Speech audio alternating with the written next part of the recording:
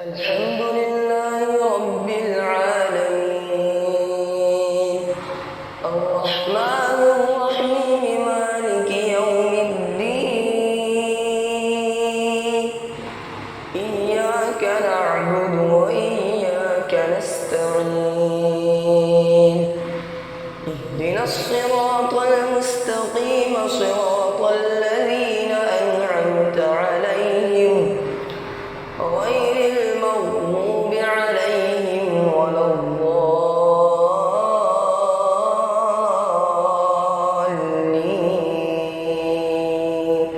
آمين. وإذا سألك عبادي عني فإني قريب أجيب دعوة الداعي إذا دعاني فليستجيبوا لي وليؤمنوا بي لعلهم يرشدون. أحل لكم ليلة الصيام الرفث إلى نسائكم هن لباس لكم وأنتم لباس لهم علم الله أنكم كنتم تختانون أنفسكم فتاب عليكم وعفى عنكم فالآن باشروهن وابتغوا ما كتب الله لكم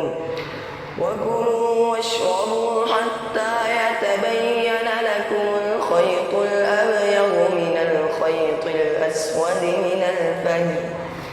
ثم أتموا الصيام إلى الليل ولا تباشروهن وأنتم عاكفون في المساجد تلك حدود الله فلا تقربوها كذلك يبين الله آياته للناس لعلهم يتقون. ولا تأكلوا أموالكم بينكم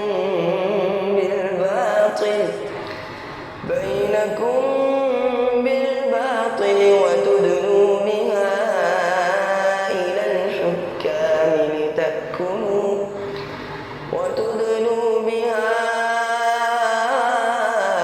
إلى الحكام لتأكلوا فريقا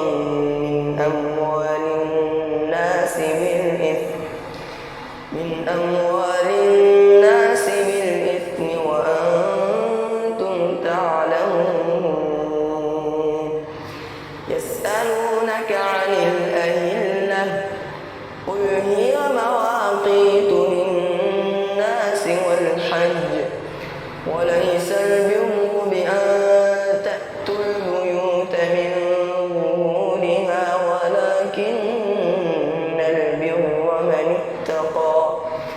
وأتوا البيوت من أبوابها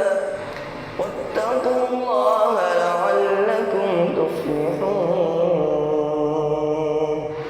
وقاتلوا في سبيل الله الذين يقاتلونكم ولا تعتدوا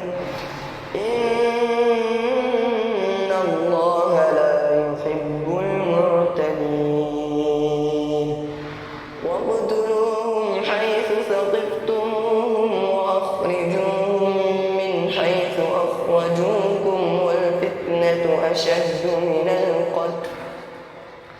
ولا تقاتلوهم عند المسجد الحرام حتى يقاتلوكم فيه فإن قاتلوكم فاقتلوهم كذلك جزاء الكافرين. فإن انتهوا فإن الله غفور رحيم. وقاتلوهم حتى لا تكون فتنة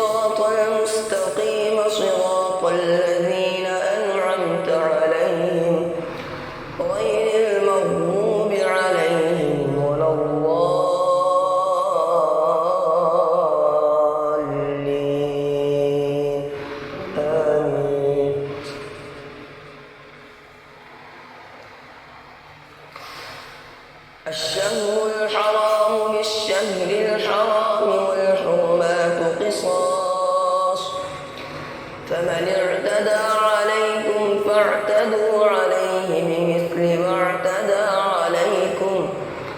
واتقوا الله واعلموا أن الله مع المتقين وأنفقوا في سبيل الله ولا تلقوا بأيديكم إلى التهلكة وأحسنوا إن الله يحب المحسنين وأتموا الحج والعمرة لله فإن أحصرتم فما استيسر من الهدي ولا تحلقوا رؤوسكم حتى يبلغ الهدي محله فمن كان منكم مريضا أو به أذى من رأسه